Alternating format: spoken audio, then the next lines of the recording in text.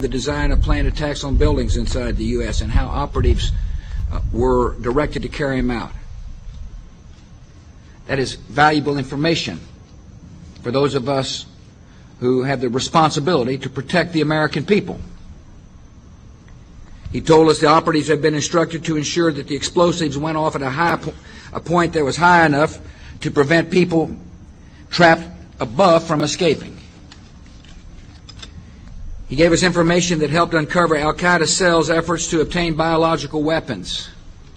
This is Building 7, a 47-story skyscraper that fell on the afternoon of September 11th. The government says that fire brought it down. However, 1,500 architects and engineers concluded it was a controlled demolition. Over 6,000 of my fellow service members have given their lives. And thousands of my fellow first responders are dying. I'm not a conspiracy theorist. I'm a structural engineer. I'm a New York City correction officer. I'm an Air Force pilot. I'm a father who lost his son. We're Americans, and we deserve... I lost my husband. My son. My uncle. My nephew. September 11th, 2001. Most people don't know a third tower fell that day. The government says fire brought it down. The collapse of World Trade Center 7 was primarily due to fires.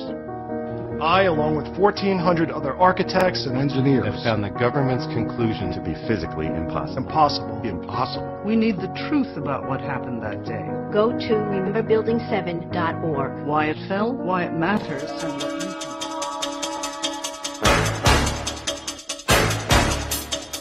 Engineering of human, animal, and plant life. They are also developing chemical, bacteriological, and psychological weaponry, as well as tectonic and climate weaponry. How does the Committee of 300 justify their monstrous acts of evil? Their common philosophy is that the end justifies the means, no matter how diabolical. That end is to fulfill their biblical covenant using apocalyptic weaponry for an eternal throne and one world empire. Was the tiny earthquake in Iran triggered by natural causes or by man-made causes? In the late 1800s, Serbian-American inventor Nikola Tesla developed tectonic weaponry capable of triggering earthquakes. He claimed the technology could split the earth in half with the press of a button.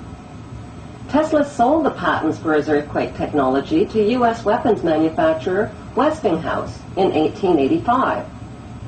Today, the U.S. military controls and uses the technology at their high-frequency active auroral research project called HAARP, located at Gakona, Alaska. In his book, Angels Don't Play This HAARP, Dr. Nick Begich claims the U.S. military has developed tectonic and climate weaponry that can trigger earthquakes, manipulate weather systems, and cause floods, droughts, and hurricanes that threaten the economies of other nations. HAARP's vast installations of antenna towers zap the sky's protective ionosphere with an electromagnetic beam, creating extremely low-frequency radio waves called ELF waves. These ELF waves bounce back to Earth as plasma balls. This tectonic weaponry can be more lethal than any of America's most powerful nuclear weapons. Only one nation in the world has been insane enough to drop atomic weapons of mass destruction on the innocent populations of 2 large Japanese cities, chemical weapons of mass destruction on innocent civilians in Vietnam, and depleted radioactive uranium weapons of mass destruction on the people of Iraq.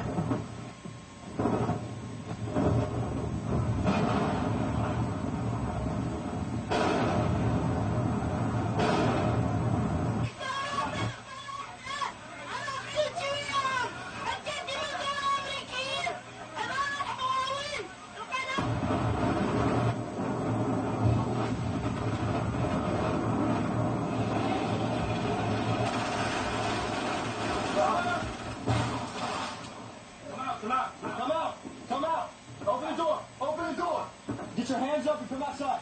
Come outside. Everybody in the house needs to come outside. Out here in the yard, out here in the yard. Keep going, keep going, keep going. Keep going. No one there. No one in that one. Yeah, clear the house now. Let's sweep on down straight. Keep going.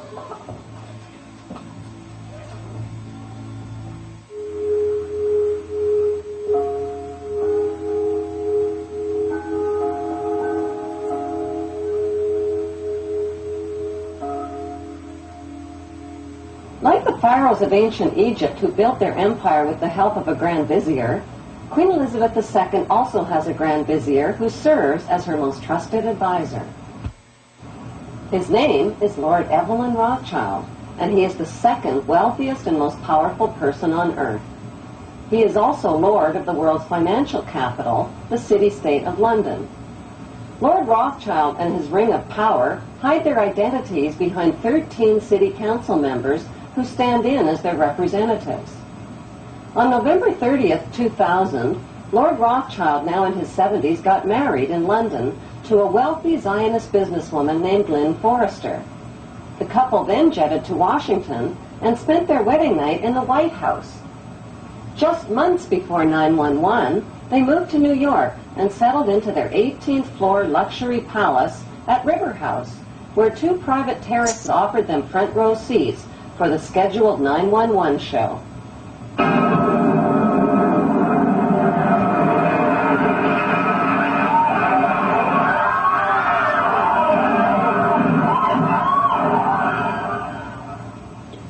Just how rich and powerful is Lord Evelyn Rothschild?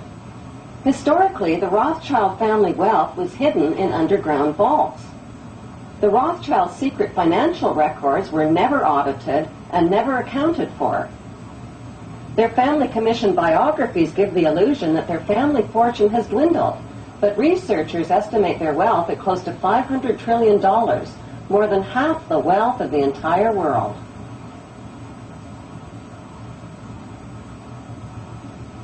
Besides their many castles, palace mansions, wineries, racehorses, and exotic resorts, the Rothschilds bought Reuters in the 1800s.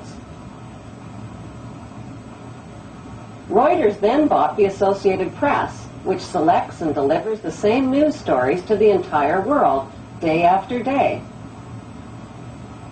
They have controlling interest in 3 major television networks and easily avoid media attention since they own it. Until recently, they owned and operated England's Royal Mint and continue to be the gold agent for the Bank of England, which they also direct.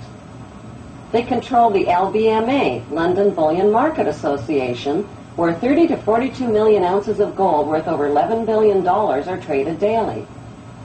The Rothschilds earn millions weekly just on transaction fees alone. They also fix the world price of gold on a daily basis and profit from its ups and downs. Over the centuries, the Rothschilds have amassed trillions of dollars worth of gold bullion in their subterranean vaults and have cornered the world's gold supply. They own controlling interest in the world's largest oil company, Royal Dutch Shell. They operate phony charities and offshore banking services where the wealth of the black nobility in the Vatican is hidden in secret accounts at Rothschild Swiss banks, trusts, and holding companies. Although Evelyn Rothschild looks like a harmless gray-haired old man, make no mistake about it, Rothschild and his ancestors have handpicked presidents, crashed stock markets, bankrupted nations, orchestrated wars, and sponsored the mass murder and impoverishment of millions. The wealth hoarded by this one family alone could feed, clothe, and shelter every human being on earth.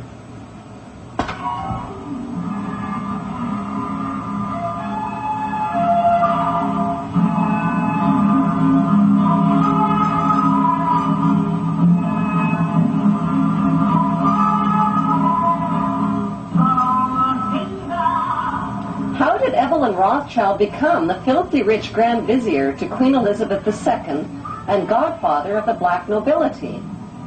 By birth, Evelyn Rothschild is the great-great-great-grandson of Mayer Rothschild and is passing the godfathership down to David de Rothschild.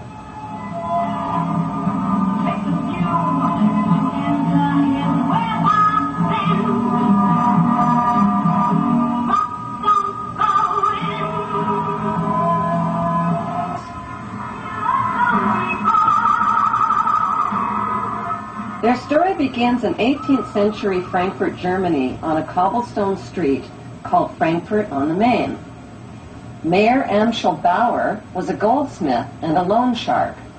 He hung a red hexagram shield over his doorway and changed his name from Bauer to Rothschild, which means red shield in German. The red hexagram shield was the symbol for the world revolutionary movement. Family biographers described Mayor Rothschild as a poor man who lived with his family above his goldsmith shop and sold rare coins to royal customers. Contrary to appearances, Mayor stashed a big supply of gold, precious coins, and jewels in special hiding places inside his house.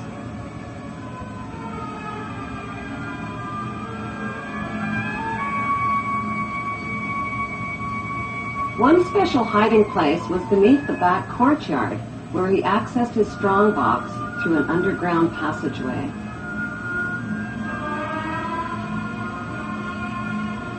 Mayer taught his 5 sons the tricks of the trade.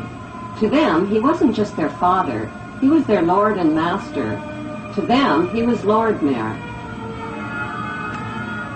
In 1773, Mayer Rothschild invited 12 wealthy, revolutionary-minded men to his goldsmith shop. Together, they formulated a plan to seize control of the world's wealth. They made a pact to secretly pool their money and influence to bankrupt the nations of the world and create a new world order. Using his connections, Mayer